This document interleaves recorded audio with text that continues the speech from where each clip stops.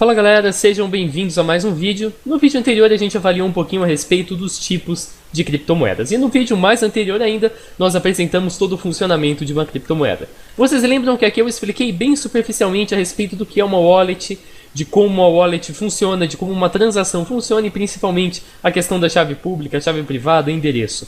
Nesse vídeo aqui a gente vai estudar mais um pouquinho sobre wallets, na verdade é um módulo só para falar de wallets, e no primeiro vídeo a gente vai analisar algumas variáveis que envolvem as wallets. Para isso, a ideia é justamente que daqui os próximos vídeos você seja capaz de entender quais são os tipos de wallet que existem, quais são as características das wallets conforme o tipo. A gente vai estudar uma por uma dessas características que eu estou mostrando aqui. E depois adiante nós vamos ver alguns exemplos práticos, isso nos vídeos futuros, de cada tipo de wallet que eu vou mostrar para vocês conforme a gente for estudar. Para começar um pouquinho como que uma carteira funciona. A carteira em si, o software é chamado de wallet, que significa obviamente carteira, e ele pode ser instalado no caso de um software, ou no computador, ou no celular de um usuário, ou então funcionar através de uma interface web. A partir do momento em que você insere uma chave privada nesse software, uma ou mais chaves privadas, a gente vai entender isso daqui a pouco, o software concede acesso para você dentro da blockchain ao seu balanço de moedas. E a partir desse momento também você tem tanto o seu endereço, a partir do qual as pessoas podem te enviar moedas, e também a sua chave pública, que permite que a sua assinatura digital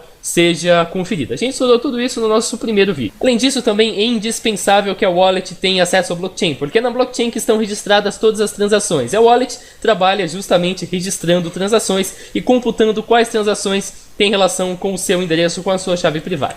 Dessa forma, a primeira coisa que diferencia como as wallets funcionam é a forma de geração das chaves privadas. Nós temos três tipos: a não determinista, que é a mais comum, a determinista e a determinista hierárquica. Essa última eu não recomendo você gastar muito neurônio tentando entender.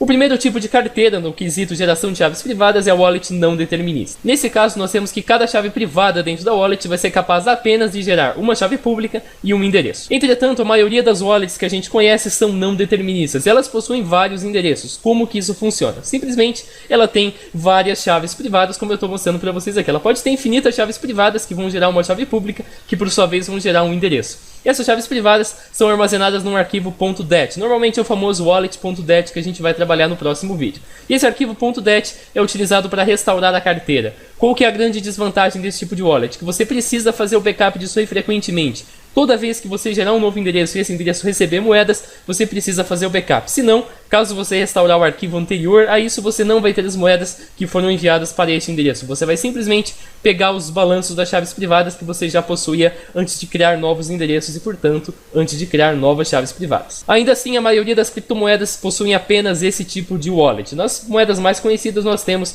esses outros dois tipos que eu vou explicar para vocês agora, mas a maioria delas, as menos conhecidas, sei lá, Nevacoin, Dimecoin, CryptoReal, isso inclusive a gente vai trabalhar um pouquinho depois, possuem apenas a wallet não determinista.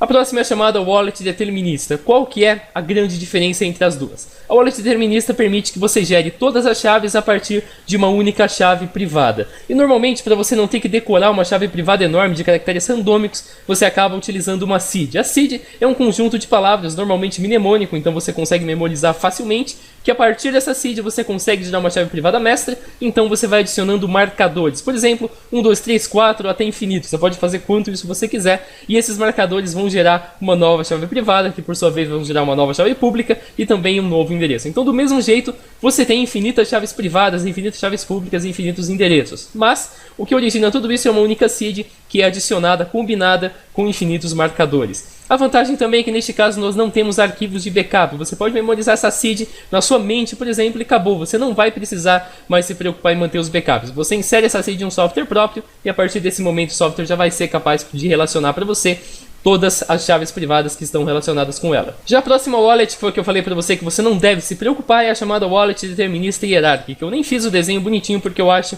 que não seja tão necessário. Nesse caso, ela possui a mesma estrutura da wallet determinista. Uma seed origina várias chaves. A questão é que na wallet determinista e hierárquica, você pode organizar as suas chaves privadas dessa forma, como se fosse uma espécie de hierarquia. E qual que é a vantagem em você fazer? Só a partir desse momento, você pode gerar chaves privadas filhas, como mostrado aqui. E se você quiser, por exemplo, eu vou pegar aqui a canetinha para desenhar, perdoe minha falta de coordenação motora, mas se você quiser separar só isso aqui, por exemplo, você pode originar uma nova wallet a partir daí, sem que a pessoa que possua essa wallet tenha conhecimento dessa chave inicial. Isso é bastante útil caso você tenha, por exemplo, uma empresa e queira que a partir de uma mesma chave, vários departamentos tenham wallets diferentes, sem que eles tenham contato entre si e sem que eles possuam a mesma chave privada, como mostrado aqui. Mas na maioria dos casos você não vai ter que se preocupar muito com isso. E também a maioria das wallets deterministas hoje em dia já possuem a função hierárquica e essa função para o usuário comum acaba nem sendo utilizada. Então não me esquenta muito com o que eu acabei de mostrar para vocês.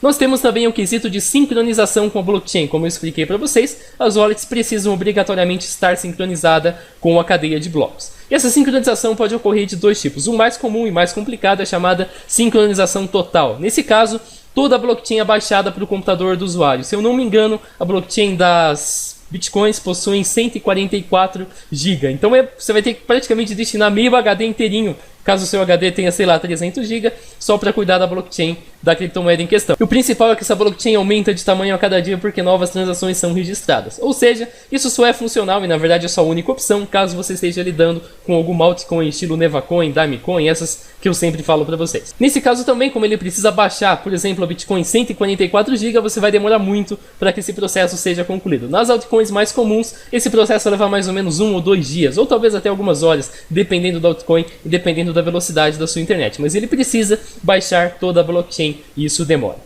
Nós temos também o acesso pela nuvem. Nesse caso, a blockchain é mantida num diretório online, normalmente de terceiros, e ela é consultada pela carteira quando necessário. Ou seja, não há download de grandes partes da blockchain, apenas pequenas partes que são inclusive eliminadas depois. Nesse caso, a sincronização é muito mais rápida, é praticamente instantânea e o espaço em disco, evidentemente, é muito menor. Nosso próximo quesito é o armazenamento das chaves privadas. Eu diria que é o quesito mais importante de todos que a gente trabalhou até agora. Isso acontece porque a chave privada, como eu já expliquei, é o que permite acesso às suas moedas. Então é extremamente importante que você esteja seguro que a sua chave privada está segura.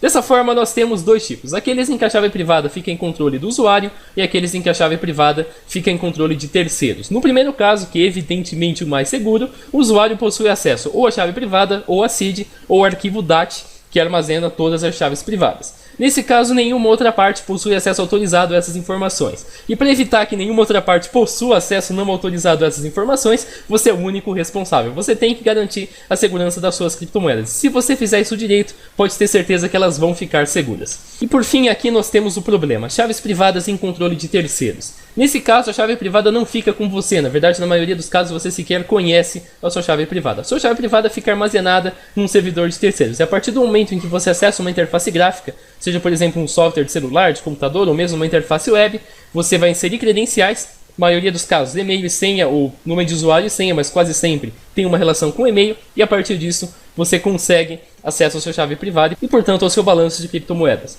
A vantagem disso, claro, é a comodidade. Se você, por exemplo, esquecer a sua senha, basta você recuperar através das ferramentas comuns, tipo esqueci minha senha, vai por e-mail, essas paradas igual você faz no Facebook quando você perde a senha.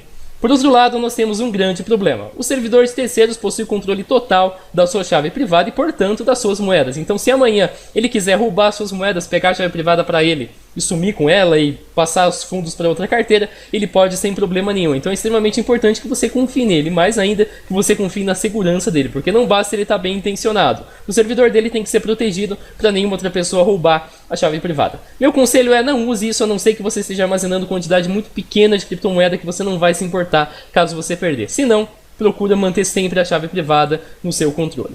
Por fim, o último quesito é a conexão com a internet. Por mais que você esteja achando estranho, sim, é perfeitamente possível você manter uma carteira que não tenha nenhum tipo de conexão com a internet. Claro que nós temos suas desvantagens. Sendo assim, vamos primeiro falar do tipo mais comum. São as chamadas hot wallets. Hot porque ela tem conexão com a internet. Neste caso, o servidor em que as chaves privadas estão possui conexão com a internet. Por exemplo, o seu computador ligado na internet com uma carteira. Qual que é a desvantagem disso principal? É que um invasor que tem acesso ao seu computador, por exemplo, através de um Trojan, é capaz de roubar as suas chaves privadas. Por outro lado, a vantagem é que você pode utilizar essas suas moedas com muita facilidade. Basta você enviar, receber, você vai ter uma atualização do seu balanço em tempo real e principalmente você consegue enviar moedas. Já caso você opte pelo chamado cold storage, ou seja, o armazenamento em um servidor que não tem conexão com a internet, é impossível que a sua chave privada seja roubada por meio de uma invasão cibernética, apenas caso o cara entrar mesmo na sua casa e roubar a sua chave privada, que vai estar marcada num pedaço de papel em algum lugar. E a questão é que o balanço, neste caso, é acompanhado através da blockchain. Então, claro, como as transações são públicas, então, portanto, o balanço dos endereços são públicos, você vai ter o seu endereço, vai acessar a blockchain no seu endereço e vai verificar quantas criptomoedas você tem ali. A questão é que, claro, não tem como você enviar suas moedas. Você vai simplesmente ter que importar sua chave privada para uma wallet quente, no caso, que possui acesso com a internet, e aí sim você pode gastar suas moedas. Isso é bastante útil caso você tenha grande quantidade de moeda, e aí sim você pode manter com segurança, sabendo que a única barreira entre um atacante e uma chave privada, que vai estar marcada num pedaço de papel, é o seu próprio cofre, uma coisa física mesmo, que como você guarda dinheiro, como você guarda ouro, como você guarda qualquer outra coisa, você também vai guardar as suas chaves privadas. Esse foi o vídeo, eu queria mostrar para você os vários detalhes que são importantes quando a gente está definindo uma carteira, e a partir de agora a gente vai trabalhar com carteiras na prática. Vão ser uns 3, 4 vídeos no qual eu vou mostrar os principais tipos que estão no mercado, que são uma combinação desses aqui, mas para cada carteira a gente vai falar especificamente do caso dela e mostrar na prática as vantagens e as suas desvantagens. Se inscreva no canal, em breve a gente se vê. Falou!